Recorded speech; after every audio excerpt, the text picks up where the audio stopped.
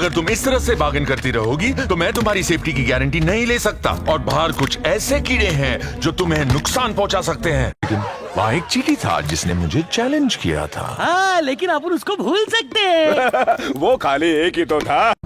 आज एक चींटी चैलेंज करेगी, कल सब चींटियां चैलेंज करेंगी। वहाँ एक ग्रास हॉपर के मुकाबले पिट्टी मगर 100 चींटियां हैं और जिस दिन ये बात उनकी समझ में आएगी उस दिन से हमारी ऐश बंद। ये खाने की बात नहीं है, ये चींटियों को लाइन में रखने की बात है। आज से 28 साल पहले यानी साल 1998 के अंदर एक हॉलीवुड फिल्म बनी थी बग्स लाइफ। वैसे तो ये एक फैमिली कॉमेडी एनिमेशन फिल्म थी जो कि बच्चों के लिए बनाई गई थी, लेकिन इस फिल्म की कहानी बहुत ही गहरी है और हैरत अंगेज तौर पर आज के मौजूदा हालात को बिल्कुल वैसे रिप्रेजेंट करती है और बताती है कि कैसे दुनिया की एलीट क्लास ताकतवर मुल्क कमजोर को कंट्रोल करते हैं, इनके वसाइल को डर और खौफ से लूटते हैं। तुम इसे बचाओगे? आओ बचा लो। नहीं, बचा के लाइन में खड़े हो जाओ। और जब भी इनमें से कोई एक भी अगर इस जुल्म के खिलाफ, ज्यादती के खिलाफ आवाज उठाने लगे तो इसको कैसे टिकाने लगाया जाता है। मुझे ऐसा लगता है कि तुम चींटियां हमें रिस्पेक्ट देना भूल गए हो, तो खाने की ऑर्डर को हम डबल करते हैं। इन लोगों की सोच, इनकी साइकोलॉजी क्या होती है, ये कैसे खौफ और ताकत को दिखाकर लोगों के शऊर और बगावत को कुचलकर इनको नस्ल दर नस्ल बुज़दिल बनाते हैं, सिर्फ इसलिए ताकि इनके अंपायर को कोई चैलेंज ना कर सके। इस फिल्म की कहानी को सुनकर बस आपको इसको मौजूदा हालात के ऊपर रिलेट करना पड़ेगा और पूरी कहानी आपको खुद ब खुद समझ में आ जाएगी। तो चलिए शुरू करते हैं। फिल्म की कहानी में दिखाया जाता है कि चुंटियों की एक कॉलोनी है जिसके अंदर लाखों करोड़ों चुंटियां रहती हैं। इनकी हुक्मरान एक मलका है जो कि बहुत ही बूढ़ी और बुज़दिल है। इसकी एक बेटी या फिर शहजादी है जो कि जवान है और बहुत ही बहादुर है, लेकिन कुछ नहीं कर सकती क्योंकि सारा कंट्रोल इसकी माँ के पास है जो कि मलका या फिर हुक्मरान है। इन चुंटियों के सबसे बड़े दुश्मन है चंद टिड्डे या फिर ग्रास हॉपर्स जो कि तादाद के अंदर तो बहुत कम है, लेकिन इनके पास उड़ने की या फिर एयर फोर्स की ताकत मौजूद है, जो हर साल इन चुंटियों की कॉलोनी के पास आते हैं, इनको डराते धमकाते हैं और कहते हैं कि वो इनके लिए खाना और खुराक इकट्ठा करें और इसके बदले में वो इनका डिफेंस करेंगे या फिर इनको दुश्मनों से बचाएंगे। और ये ग्रास हॉपर इस मुआहदे के जरिए इन चुंटियों को डरा धमका कर इनसे इनकी पूरी फसल छीन लेते हैं या फिर इनके तमाम वसाइल इनसे छीन लेते हैं। बेचारी चुंटियां इनके खौफ की वजह से साल भर मेहनत करती हैं, इनके लिए खाना इकट्ठा करती हैं, लेकिन खुद भूखी रहती हैं। और हर साल ये टिड्डे बहुत सारी फसल लेकर चले जाते हैं और इनके खाने के लिए बहुत ही कम बचता है या फिर बचता ही नहीं है। अब इन चुंटियों की कॉलोनी के अंदर रहने वाले बूढ़े लोग जो कि सालों साल इस चीज को देखते आ रहे हैं, वो अपनी आने वाली नस्लों को बताते हैं कि इसको बदला नहीं जा सकता, ये बिल्कुल ऐसे ही चलता रहेगा। पर मलका की बेटी जो कि नौजवान खून होता है, अपनी माँ को बार बार इस ज्यादती पर कहती है कि हमें इनसे मुकाबला करना चाहिए क्योंकि ये तादाद में हमसे कई 100 गुना कम है, वरना ये लोग हमको भूखा मार देंगे। लेकिन ये बुज़दिल और बूढ़ी मलका हर बार ये कहकर मना कर देती है कि नहीं, ये बहुत ही ताकतवर है, हम इनसे नहीं लड़ सकते। फिर ऐसा होता है कि एक नौजवान जो कि इसी कॉलोनी के अंदर रहता है और नौजवान खून होता है, इसका नाम होता है फ्लेक। वो अकेले खड़ा होता है और कहता है कि हमें इनसे लड़ना चाहिए वरना ये हमारा सब कुछ छीन लेंगे, पर कोई भी उसका साथ नहीं देता। इन टिड्डों के लीडर का नाम होता है हॉपर, जिसने मलका को इस कदर डरा कर रखा होता है कि वो इसी खौफ की वजह से फ्लेक को ही अपनी कॉलोनी से बाहर निकाल देती है कि ये लोगों के अंदर बगावत पैदा कर रहा है। और फ्लेक इस कॉलोनी से बाहर जाकर गरीब कीड़े मकोड़े जो कि सर्कस में काम करते हैं, इनको अपने साथ मिला लेता है, जो कि मुख्तलिफ नस्लों से होते हैं। फिल्म में इनको सर्कस बग्स कहा गया है जिनके पास मुख्तलिफ किस्म की सलाहियतें मौजूद हैं जो कि वो इस्तेमाल कर सकते हैं। अब फ्लेक इन सबको इकट्ठा करके चुंटियों की कॉलोनी में लाता है और ये मिलकर एक लकड़ी का परिंदा बनाते हैं जिससे टिड्डे बहुत ज्यादा डरते हैं। और ये परिंदा सिर्फ टेक्नोलॉजी का इस्तेमाल करने की वजह से बहुत ही सस्ते के अंदर बहुत ही आसानी से बन जाता है। सो जब अगली बार ये टिड्डे वापस आते हैं तो ये इस परिंदे को इन पर छोड़ देते हैं जो कि साइज के अंदर बहुत ही बड़ी और खौफनाक थी, और इनको देखकर ये टिड्डे खौफ से वहां से भागने लगते हैं।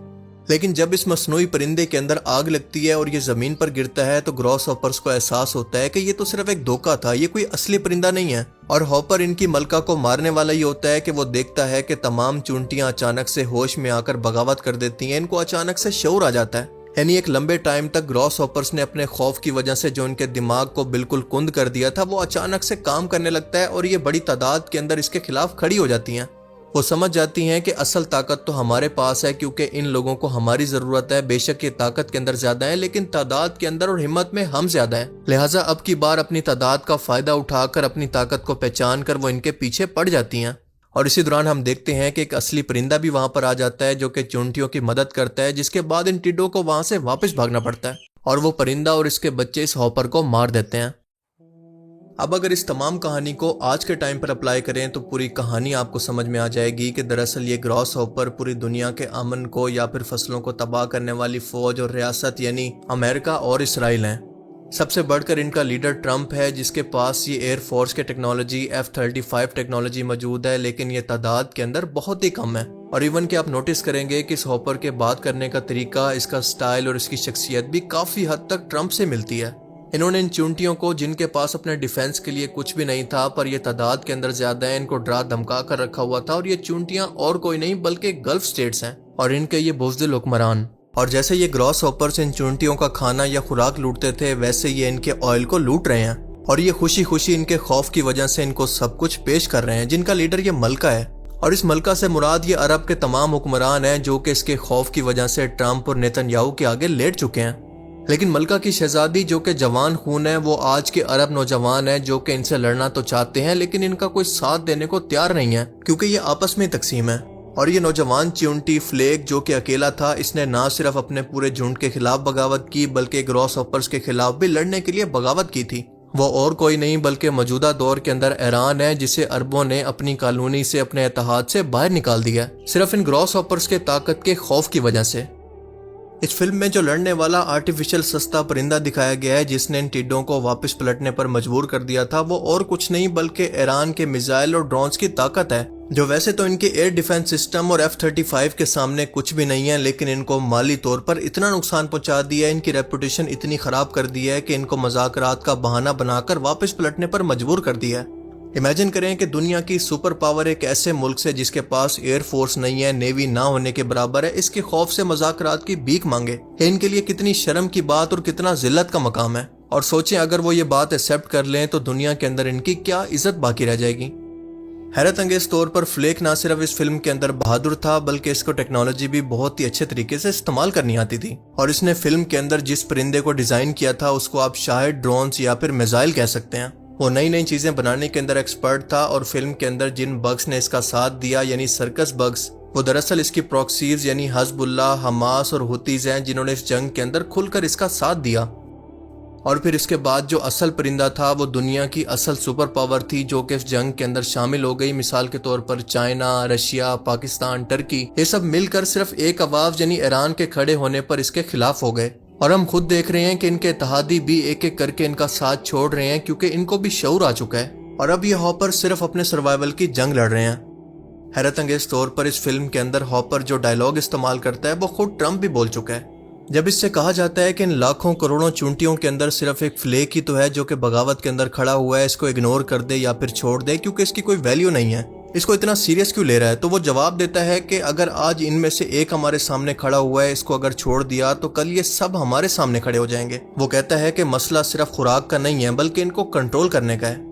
جیسا کہ فلم میں دکھایا گیا ہے کہ فلیک سے مار کھانے کے بعد باقی سب چونٹیوں کو بھی ہوش آنا شروع ہو جاتا ہے کہ جس طرح سے ہم سے پروٹیکشن کا وعدہ کر کے ہمارا آئل، ہمارے وسائل اور دولت کو ڈیلز کے نام پر لوٹ کر، اور ضرورت کے وقت ہمیں اکیلا چھوڑ دیا گیا۔ اسی طرح سے یہ گلف ملک بھی اپنی پالیسی کو بدل رہے ہیں کیونکہ سعودی عربیہ پاکستان کے ساتھ تعلقات بڑھا رہا ہے، تو ترکیہ کے صدر نے اسرائیل کے صدر کو ہٹلر کہہ کر اس پر حملے کی دھمکی بھی دے دی ہے، اور یمن اور لبنان تو اس سے پہلے سے لڑ رہے ہیں۔ یعنی آہستہ آہستہ باقی رہ جانے والی چونٹیوں کو اور ان کے حکمرانوں کو بھی ہوش آ گیا ہے، وہ نیند سے جاگ چکے ہیں اور ہمت کر کے اپنے ملک کے فیصلے امریکہ اور اسرائیل سے آزاد ہو کر خود کرنے جا رہے ہیں۔ آپ ذرا غور سے دیکھیں کہ یہ ہے وہ ملکہ جو کہ چونٹی ہے، اور یہ ہے دبئی کے بادشاہ رولر کی شکل۔ کیا یہ سب آپ کو اتفاق لگ رہا ہے؟ انڈائریکٹلی اس فلم نے آج سے تقریباً 28 سال پہلے ڈھکے چھپے الفاظ کے اندر وہ حقیقت دکھا دی جو کہ آج کے دور کے اندر کوئی میڈیا، کوئی فلم نہیں دکھا سکتی۔ اور یہ کوئی اتفاق نہیں ہے بلکہ سوچی سمجھی پلاننگ ہے، کیونکہ دنیا کے طاقتور لوگ کمزور کو ایسے ڈرا دھمکا کر ان کے وسائل کو کنٹرول کرتے ہیں، ان کے وسائل کو لوٹتے ہیں۔ اور آج بھی دنیا میں یہی کچھ ہو رہا ہے کیونکہ دنیا کی 1% آبادی کے پاس پوری دنیا کی 50% سے زیادہ دولت ہے۔ عالمی ادارے، بڑی کارپوریشنز اور مالیاتی نظام اسی ٹڈے نظام کی طرح کام کرتے ہیں۔ پاکستان کے تناظر میں دیکھیں تو IMF کی شرائط، جاگیردارانہ نظام اور کارٹیل اکانومی اسی ڈھانچے کی عملی تصویر ہے۔ یعنی ان کا پورا نظام صرف اسی خوف پر قائم ہے جو کہ در حقیقت وہم ہے جس کو توڑا جا سکتا ہے، جیسے ایران نے یہ بات اکیلے ثابت کی ہے۔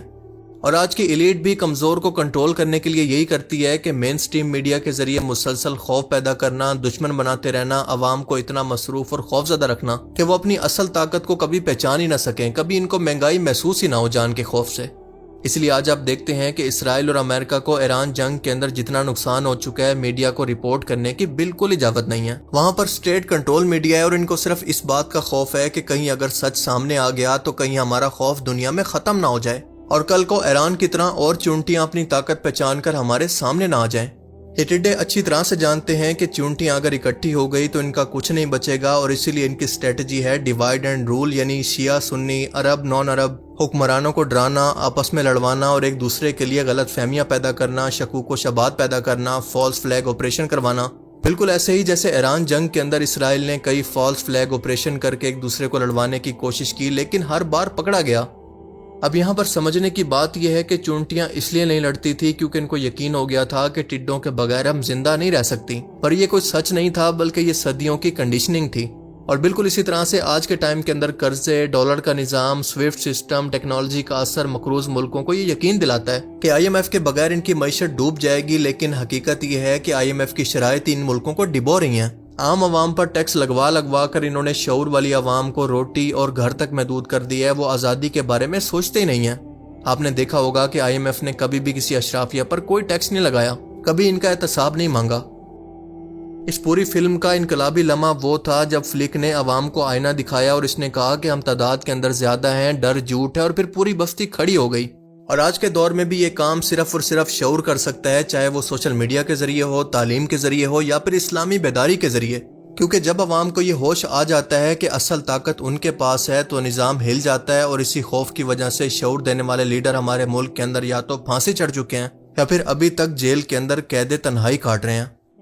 کل ملا کر بگس لائف کو سمپل اینیمیشن نہیں ہے، بلکہ یہ طاقت اور کنٹرول کی سائیکالوجی کو دکھاتی ہے، جب سے انسان ہزاروں سال سے اس کو استعمال کرتے آ رہے ہیں، اور اس کا سبق ہر دور کے اندر تازہ ہے۔